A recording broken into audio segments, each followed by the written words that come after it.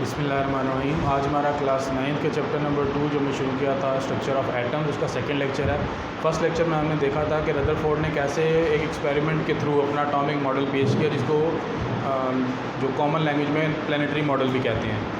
आज के लेक्चर में जो ड्रॉबैक्स थे रदरफोर्ड के एटॉमिक मॉडल के अंदर, उसको नील बोर ने किस तरह सही किया या किस तरह उनकी एक्सप्लेनेशन पेश की, हम वो देखेंगे, स्टडी करेंगे। तो बोर एटॉमिक मॉडल के अंदर एक्चुअली बोर ने जो 2 डिफेक्ट्स थे रदरफोर्ड एटॉमिक मॉडल के अंदर, जिसमें फर्स्ट डिफेक्ट ये था कि जिसमें रदरफोर्ड ने ये कहा था कि इलेक्ट्रॉन जो है वो कॉन्टीन्यूसली रिवॉल्व करते हैं न्यूक्लियस के अराउंड। तो क्लासिकल फिजिक्स के मुताबिक अगर कोई बॉडी कॉन्टीन्यूसली मूव कर रही है तो उसको कॉन्टीन्यूसली एनर्जी भी लूज़ करनी चाहिए। तो अगर ऐसा है तो इलेक्ट्रॉन कॉन्टीन्यूस एनर्जी रिलीज़ करने के साथ साथ उनका ऑर्बिट छोटा होता जाता और वो इवेंचुअली न्यूक्लियस के ऊपर गिर के तबाह हो जाता है। लेकिन ऐसा नहीं होता, और ऐसा क्यों नहीं होता, तो ये चीज़ भी रदरफोर्ड एक्सप्लेन नहीं कर सका। सेकंड ये था कि रदरफोर्ड के जो मॉडल था उसके मुताबिक अगर इलेक्ट्रॉन कॉन्टीन्यूस एनर्जी रिलीज़ कर रहे हैं तो उनकी जो स्पेक्ट्रम लाइंस, जो आपके पास लाइट का स्पेक्ट्रम बनता है, वो कॉन्टीन्यूस स्पेक्ट्रम होना चाहिए था, जो मैंने लास्ट लेक्चर में एंड में आपको बताया था। लेकिन जब आप स्पेक्ट्रम लेते हैं किसी भी एटम का तो वो लाइन स्पेक्ट्रम आता है, यानी कि एटम्स कॉन्टीन्यूस एनर्जी रिलीज़ नहीं करते। तो इन दोनों चीज़ों की एक्सप्लेनेशन रदरफोर्ड जो है वो प्रोवाइड नहीं कर सका। तो इनकी एक्सप्लेनेशन देने के लिए फिर बोहर ने अपना एटॉमिक मॉडल पेश किया 1913 के अंदर। 1913 बोहर ने प्रपोज किया एटॉमिक मॉडल जो कि जिसकी जो शेप थी वो रदरफोर्ड के एटॉमिक मॉडल जैसी ही थी, यानी कि प्लानिटरी था, दरमियान में न्यूक्लियस और इलेक्ट्रॉन उसके अराउंड जो है रिवॉल्व कर रहे थे। जो उसने जो रदरफोर्ड का जो एटॉमिक मॉडल है और जो बोहर एटॉमिक मॉडल है, उसमें डिफरेंस सिर्फ ये है कि बोहर ने जो है रदरफोर्ड के जो डिफेक्ट्स थे उनको एक्सप्लेन किया। जिस तरह फर्स्ट डिफेक्ट आपके पास था कि इलेक्ट्रॉन जो है वो कॉन्टीन्यूसली अगर मूव कर रहे हैं तो उनको एनर्जी लूज़ करके उनका जो कोलैप्स हो जाना चाहिए न्यूक्लियस के ऊपर, लेकिन ऐसा क्यों नहीं होता। तो रदरफोर्ड ने बताया आपको कि न्यूक्लियस में electron in atom revolve around the nucleus in circular orbits of fixed energy. Bohr ने ये प्रपोज़ किया कि जो इलेक्ट्रॉन जब न्यूक्लियस के गिर्द रिवॉल्व करते हैं तो वो सिर्फ ऐसे ऑर्बिट्स में रिवॉल्व करते हैं जिनकी एनर्जी फिक्स होती है, यानी कि इलेक्ट्रॉन जब तक उससे ऑर्बिट में रिवॉल्व करता रहेगा वो एनर्जी रिलीज़ नहीं करेगा।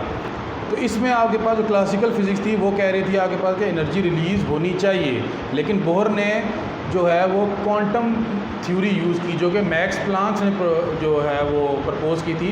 उसको यूज़ करते हुए एक्सप्लेनेशन ये दी कि जो इलेक्ट्रॉन होते हैं वो फिक्स्ड ऑर्बिट्स के अंदर रिवॉल्व करते हैं अराउंड द न्यूक्लियस, और उन ऑर्बिट्स की एनर्जी फिक्स होती है, यानी कि जब तक इलेक्ट्रॉन उन ऑर्बिट्स में रहेंगे तो ना तो वो एनर्जी रिलीज़ करेंगे ना वो एनर्जी अब्जॉर्व करेंगे। सेकेंड पॉइंट आपके पास था कि ये जो फिक्स ऑर्बिट है, अब हमें कैसे पता लगेगा कि आपके पास जो फिक्स ऑर्बिट है वो कितना होगा, कि उसका रेडियस क्या होगा। तो प्लांक्स ने ये आपके पास सजेशन दी या प्रपोज किया कि जो आपके पास फिक्स्ड ऑर्बिट है उसका जो एंगुलर मोमेंटम है, वो जो एंगुलर मोमेंटम mvr जिसे हम कहते हैं, वो इक्वल होगा, वो आपके पास इंटीग्रल मल्टीपल होगा प्लैंक्स कांस्टेंट का। इंटीग्रल मल्टीपल होगा प्लैंक्स कांस्टेंट का। ये h और डैश है, h डैश का मतलब क्या है कि वो h ये आपके पास इसके इक्वल वैल्यू है। ये h डैश जो है वो प्लैंक कांस्टेंट डिवाइडेड बाय 2 पाई, यानी कि जो आपका ऑर्बिट है वो ऑर्बिट जिसमें electrons without releasing any energy revolve करेंगे, वो ऑर्बिट जो है उसका जो डिस्टेंस होगा वो इतना होगा कि उसके अंदर मौजूद जो इलेक्ट्रॉन होंगे उनका जो एंगुलर मोमेंटम होगा वो n इंटू एच डैश के बराबर होगा, यानी एंगुलर मोमेंटम जो है वो आपके पास इंटीग्रल मल्टीपल होगा प्लैंक्स कांस्टेंट का। और n आपके पास नंबर ऑफ़ ऑर्बिट है, यानी अगर आप ये फाइंड करना चाहते हैं कि फर्स्ट ऑर्बिट जो है उसके अंदर इलेक्ट्रॉन्स का जो है आपके पास रेडियस क्या होगा फर्स्ट ऑर्बिट का, न्यूक्लियस से फर्स्ट ऑर्बिट कितना दूर होगा, तो आप यहाँ 1 पुट करेंगे और h/2 पाई की वैल्यू फाइंड कर लेंगे। फिर अगर आप सेकंड ऑर्बिट फाइंड करना चाहते हो तो 2 पुट करेंगे। इसी तरह 3 और 4 और 5 पुट करके आप थर्ड, 4 और 5th ऑर्बिट्स का रेडियस फाइंड कर सकते हैं। उस रेडियस की वैल्यू आप यहाँ पुट करेंगे mvr के अंदर, तो आपके पास वहाँ पर एंगुलर मोमेंटम आ जाएगा। तो प्लांक्स के मुताबिक अगर इलेक्ट्रॉन्स ऐसे ऑर्बिट में रिवॉल्व कर रहे हैं जिसका एंगुलर मोमेंटम जो है वो आपके पास इंटीग्रल मल्टीपल है प्लांक्स कांस्टेंट का, तो उस ऑर्बिट के अंदर वो इलेक्ट्रॉन एनर्जी रिलीज़ नहीं करेंगे। तो जैसे आपके पास क्लासिकल फिजिक्स सजेस्ट किया एनर्जी रिलीज़ करनी चाहिए, तो जो आपके पास रदरफोर्ड है उसने ये सजेस्ट किया था मॉडल के अंदर कॉन्टीन्यूस रिवॉल्व करते हैं। तो क्लासिकल फिजिक्स ये कहती है कि अगर कॉन्टीन्यूस रेवोल्यूशन है तो एनर्जी रिलीज़ होनी चाहिए, लेकिन बोहर ने ये सजेस्ट किया कि नहीं, ऐसा नहीं होता। अगर इलेक्ट्रॉन ऐसे फिक्स ऑर्बिट के अंदर रिवॉल्व कर रहे हैं जिसका एंगुलर मोमेंटम जो है वो integral multiple of Planck's constant है, तो वहाँ पे आपके पास एनर्जी रिलीज़ नहीं होगी। उसके बाद जो आपके पास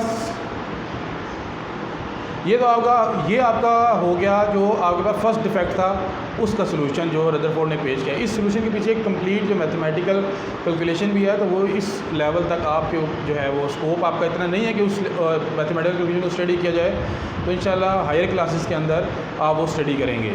जो सेकंड डिफेक्ट था वो ये था कि जो प्लांक्स था, जो रदरफोर्ड ने मॉडल पेश किया था उसके मुताबिक इलेक्ट्रॉन्स को कॉन्टीन्यूस एनर्जी रिलीज़ करनी चाहिए, लेकिन एक्चुअली क्या होता है, एटम्स जो होते हैं वो या इलेक्ट्रॉन जो होते हैं एटम के अंदर वो कॉन्टीन्यूस एनर्जी रिलीज़ नहीं करते, वो डिस्क्रीट मोड में एनर्जी रिलीज़ करते हैं। उनका जो स्पेक्ट्रम है वो लाइन स्पेक्ट्रम होता है, कॉन्टीन्यूस स्पेक्ट्रम नहीं होता। तो रदरफोर्ड ने ये सजेस्ट किया कि अगर आपके पास सपोज एक न्यूक्लियस है और उसके इर्द गिर्द आपके पास इलेक्ट्रॉन्स रिवॉल्व कर रहे हैं ऑर्बिट्स के अंदर, अब इस न्यूक्लियस के गिर्द ये जो आपके पास मैंने सर्कल ड्रॉ किए हैं, ये आपके पास वो फिक्स्ड ऑर्बिट हैं जिनके अंदर जब तक इलेक्ट्रॉन्स रहेंगे वो एनर्जी रिलीज़ किए बगैर कॉन्टीन्यूसली रिवॉल्व करते रहेंगे। तो अगर 2 इलेक्ट्रॉन जैसे फर्स्ट शेल में होते हैं, सेकंड शेल में आपके पास 8 इलेक्ट्रॉन होते हैं और फिर यहाँ पे आपके पास 8 इलेक्ट्रॉन्स आ जाएंगे।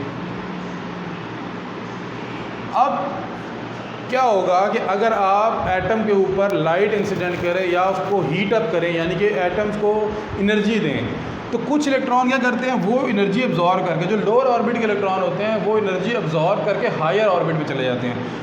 अब ये जो आपका इलेक्ट्रॉनिक शेल है इसकी फ़िक्स एनर्जी है, इसकी भी फ़िक्स एनर्जी है, इसकी भी फ़िक्स एनर्जी है। लेवल जो आपके पास शेल नंबर 3 है, इसके अंदर इलेक्ट्रॉन का रिवॉल्व करने के लिए कुछ एनर्जी की रिक्वायरमेंट है। अगर इलेक्ट्रॉन की एनर्जी फ़िक्स होगी, इतनी होगी, तो वो तभी यहाँ रिवॉल्व कर सकता है, वरना नहीं कर सकता। अगर ज़्यादा है, उससे ज़्यादा एनर्जी है तो ऊपर चला जाएगा, अगर उससे कम एनर्जी है तो नीचे वाले ऑर्बिट्स के अंदर वो इलेक्ट्रॉन रिवॉल्व करेगा।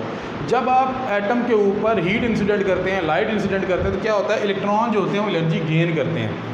तो फॉर एग्जांपल आपके पास अगर फर्स्ट ऑर्बिट के अंदर 2 जूल एनर्जी रिक्वायर्ड है, सेकंड ऑर्बिट के अंदर 4 जूल और फिफ्थ ऑर्बिट के अंदर 6 जूल एनर्जी रिक्वायर्ड है, तो जब आप एटम को हीट करते हैं या उनके ऊपर लाइट इंसिडेंट करते हैं, कुछ भी ऐसा मेथड यूज़ करते हैं जिससे जो आपके इलेक्ट्रॉन उनको एनर्जी मिले, तो अगर आपके पास इस इलेक्ट्रॉन ने वो energy in the form of आप कह लें, ये अगर फोटोन है, लाइट का जो पार्टिकल है वो इस इलेक्ट्रॉन से टकराने के बाद क्या हुआ, उसने अपनी एनर्जी इसको ट्रांसफ़र कर दी। अब इस इलेक्ट्रॉन की एनर्जी 2 जूल से ज़्यादा हो गई है, 4 हो गई है या 6 हो गई, जितनी भी हो गई है। सपोज़ इसकी एनर्जी हो जाती है 4 जूल, तो 4 जूल इस शेल के अंदर वो इलेक्ट्रॉन रिवॉल्व कर सकते हैं जिनकी एनर्जी 2 जूल्स है, ना कम ना ज़्यादा, 2 जूल फिक्स एनर्जी है।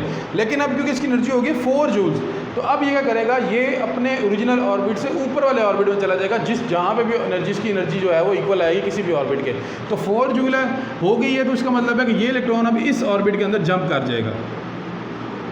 जब यहाँ जंप करेगा, तो यहाँ जंप करने के बाद जब ये इस ऑर्बिट में रेवोल्यूशन करेगा, तो रेवोल्यूशन करने के दौरान क्योंकि इसका ओरिजिनल ऑर्बिट तो फर्स्ट ऑर्बिट है और इसकी जो अपनी जो एनर्जी पोजेस करता है वो तो 2 जूल्स है, तो जब ये हायर ऑर्बिट के अंदर रिवॉल्व करेगा तो जो उसके पास एक्स्ट्रा एनर्जी होगी ये वो एनर्जी रिलीज़ कर देगा। जब ये एनर्जी रिलीज़ करेगा तो क्या होगा कि वापस इसकी एनर्जी 2 जूल ओरिजिनल कंडीशन में आएगी, तो ये इलेक्ट्रॉन वापस यहाँ से डिमोट हो जाएगा अपने ओरिजिनल ऑर्बिट के अंदर, तो ये वापस यहाँ पे थोड़े टाइम के बाद आ जाएगा। अब जब आपने लाइट इंसिडेंट की, इंसिडेंट करने के बाद कुछ लाइट एब्जॉर्ब होगी, एब्जॉर्ब का मतलब क्या हुआ कि इस इलेक्ट्रॉन ने वो लाइट एब्जॉर्ब कर ली एनर्जी की फॉर्म में। अब जब एब्जॉर्ब करने के बाद आपके पास इलेक्ट्रॉन ने एनर्जी एब्जॉर्ब की, एब्जॉर्ब होने से क्या हुआ, एनर्जी ज़्यादा हुई, एनर्जी ज़्यादा होने के बाद वो हायर ऑर्बिट में चला गया। हायर ऑर्बिट में जाने के बाद उसने एनर्जी रिलीज़ की और फिर वो वापस अपने ऑर्बिट में आ गया। यानी कि इलेक्ट्रॉन ने एनर्जी गेन करने के बाद रिलीज़ कब की, जब वो हायर ऑर्बिट में गया और वापस आया। तो ये जो बाकी सारे इलेक्ट्रॉन हैं ये एनर्जी रिलीज़ या गेन नहीं हुई इनकी, ये ना इन्होंने शिफ्ट किया हायर ऑर्बिट्स के अंदर, ना ये वापस आया और एनर्जी रिलीज़ हुई। तो इसलिए क्या हुआ, आपके पास जब ये इलेक्ट्रॉन एनर्जी रिलीज़ करेगा तो आपके पास एक लाइन बन जाएगी आपके स्पेक्ट्रम के अंदर लाइट वाली, इसका कोई भी कलर हो सकता है, ग्रीन, ब्लू, पिंक, जिस तरह का भी, वो डिपेंड करेगा कि आपका जो इलेक्ट्रॉन है वो कौन से ऑर्बिट के अंदर है, उसने कितनी एनर्जी अब्जॉर्ब की थी और कितनी एनर्जी उसने रिलीज़ की है। तो आगे बाद जब इलेक्ट्रॉन वापस आया तो यहाँ पे आगे बाद एनर्जी रिलीज़ हुई, तो वो एनर्जी आपको फिर स्पेक्ट्रम के अंदर in the form of a line show होगी। अब अगर यहाँ पे दूसरे इलेक्ट्रॉन एक्साइट नहीं होते, एनर्जी रिलीज़ नहीं करते, तो आपके पास जो बाकी हिस्सा होगा स्पेक्ट्रम का वो डार्क हो जाएगा, क्योंकि यहाँ पे एनर्जी रिलीज़ ही नहीं हो रही, तो आपके पास यहाँ पे कोई कलरफुल लाइन या रोशनी नहीं आएगी, जिसको हम कहते हैं ना ब्राइट फ्रिंज वो नहीं बनेगा, ये डार्क एरिया रहेगा। इसके बाद किसी और इलेक्ट्रॉन एनर्जी छोड़कर के बाद आप देखते हैं कि कोई और इलेक्ट्रॉन एनर्जी, सपोज ये वाला इलेक्ट्रॉन जो है एक ये एनर्जी एब्जॉर्ब करता है, एब्जॉर्ब करने के बाद इसकी हो जाती है 6 जूल एनर्जी। पहले ये 4 जूल वाले में था, अब एब्जॉर्प्शन के बाद इसकी एनर्जी 6 हो जाती है। तो ये जंप करेगा इस ऑर्बिट के अंदर, लेकिन वही बात कि जब इस ऑर्बिट के अंदर ये रिवॉल्व करेगा तो क्योंकि ये इसका ओरिजिनल ऑर्बिट नहीं है, तो यहाँ पे रिवॉल्यूशन के दौरान इसकी एनर्जी डिक्रीज़ होगी। डिक्रीज़ होने के बाद ये वापस अपनी ओरिजिनल एनर्जी पे चला जाएगा 4 जूल पे। तो 4 जूल जब आएगा तो क्योंकि यहाँ पे तो 6 जूल वाले इलेक्ट्रॉन अकोमोडेट हो सकते हैं ना, तो 4 जूल जब इसकी एनर्जी हो जाएगी तो ये वापस अपने जो 4 जूल वाला ऑर्बिट है उसके अंदर आएगा। तो वापसी पे क्या होगा, जब यहाँ पे रिवॉल्व कर रहा है तो इलेक्ट्रॉन एनर्जी रिलीज़ कर रहा है, तो आपके पास कुछ डिस्टेंस के बाद एक और ब्राइट फ्रिंज आ जाएगा। इसी तरह आपके पास जो है वो लाइन स्पेक्ट्रम बन जाती है कि डार्क स्पेसेस होती हैं, फिर उसके बाद आगे ब्राइट फ्रिंज होता है, फिर डार्क स्पेसेस, फिर जो है आपके पास ब्राइट फ्रिंज बनते हैं। तो जो सेकंड डिफेक्ट था कि जो आपके पास एटम है वो लाइन स्पेक्ट्रम शो करता है, तो उसकी एक्सप्लेनेशन बोहर ने इस तरह पेश की कि एटम सिर्फ उस वक्त एनर्जी रिलीज़ करेंगे जब वो अपने से हायर ऑर्बिट में जाएंगे, अपने ओरिजिनल ऑर्बिट से हायर ऑर्बिट में जंप करेंगे by absorbing the external source energy, कि एक्सटर्नल सोर्स को एनर्जी मिलेगी, वो इस एनर्जी को एब्जॉर्ब करेंगे, एब्जॉर्ब करने के बाद वो अपने ओरिजिनल ऑर्बिट से हायर ऑर्बिट में चले जाएंगे, वहाँ वो रिवॉल्व करने के दौरान वो एनर्जी रिलीज़ करेंगे जो इन्होंने एब्जॉर्ब की थी, और फिर वो वापस अपने ओरिजिनल ऑर्बिट में आ जाएंगे। तो ये आपके पास था एक्सप्लेनेशन लाइन स्पेक्ट्रम का जो बोहर ने आपकी जो बुक है उसके अंदर जो आपके पास बोहर एटॉमिक थ्योरी गिवन है उसके अंदर उन्होंने 5 पॉइंट्स दिए हैं। फर्स्ट पॉइंट के अंदर उन्होंने डिस्कस किया कि एटम जो इलेक्ट्रॉन सॉरी जो होते हैं इलेक्ट्रॉन फिक्स्ड ऑर्बिट के अंदर न्यूक्लियस के इर्द रिवॉल्व करते हैं। सेकंड पॉइंट में उन्होंने ये बताया the energy of electron in an orbit is proportional to the distance. अब आपके पास इलेक्ट्रॉन न्यूक्लियस से जितना ज़्यादा दूर होगा एनर्जी उसके उसी मुताबिक होगी। अब जितना इलेक्ट्रॉन न्यूक्लियस से दूर होगा उसके अंदर उतनी ज़्यादा एनर्जी होगी।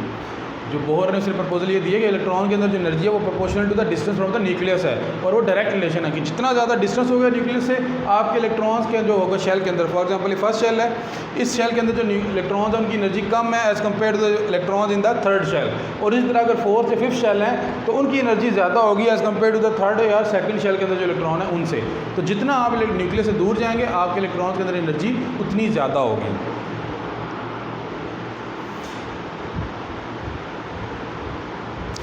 और थर्ड पॉइंट आपके पास है the electron revolves only in the orbit in which angular momentum is integral multiple of h/2π।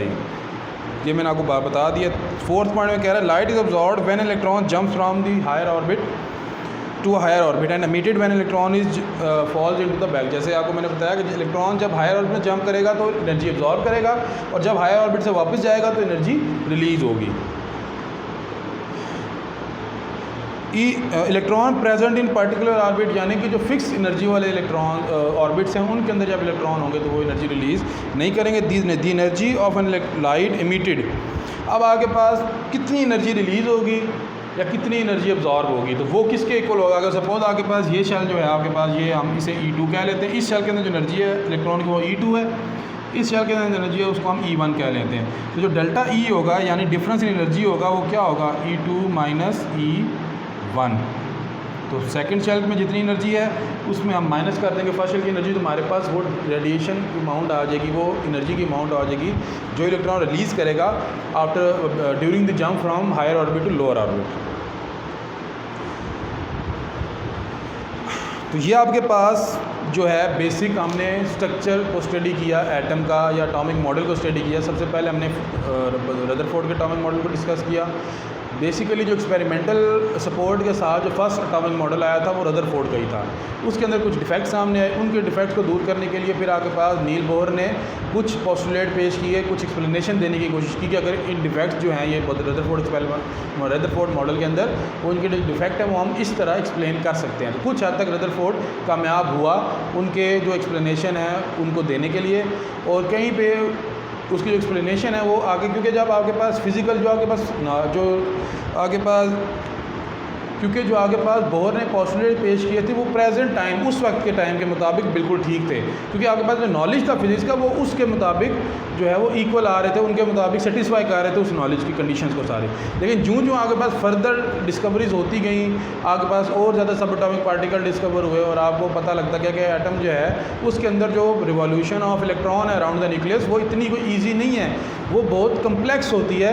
तो आगे पास जो बोहर का एटॉमिक मॉडल था उसके अंदर भी डिफेक्ट सामने आए, उन डिफेक्ट्स को क्लियर करने के लिए और थ्योरीज पेश की गई, तो वो इंशाल्लाह आप हायर क्लासेस में पढ़ेंगे। आपकी बुक के अंदर सिर्फ 2 मॉडल गिवन है, एक मॉडल था रदरफोर्ड एटॉमिक थ्योरी और दूसरा आगे पास बोहर एटॉमिक थ्योरी पेश की गई। इन दोनों मॉडल को आपने स्टडी करना है और इतना ही स्टडी करना है जितना आपकी बुक के स्कोप के मुताबिक आपको बताया इंशाल्लाह। नेक्स्ट जो आगे पास लेक्चर होगा उसके अंदर हम अब नेक्स्ट टॉपिक आइसोटॉप्स को स्टडी करेंगे, देखेंगे आइसोटॉप क्या होते हैं और डिफरेंट एलिमेंट्स के आइसोटॉप्स कितने हैं या जो एग्जिस्टेंस उनकी क्या है। इस लेक्चर के अंदर अगर आपको कोई बात समझ नहीं आई तो आप वो नीचे कमेंट्स के अंदर पूछ सकते हैं या फिर व्हाट्सएप ग्रुप में मैसेज करके पूछ सकते हैं। तो नेक्स्ट लेक्चर तक के लिए अल्लाह हाफ़िज़।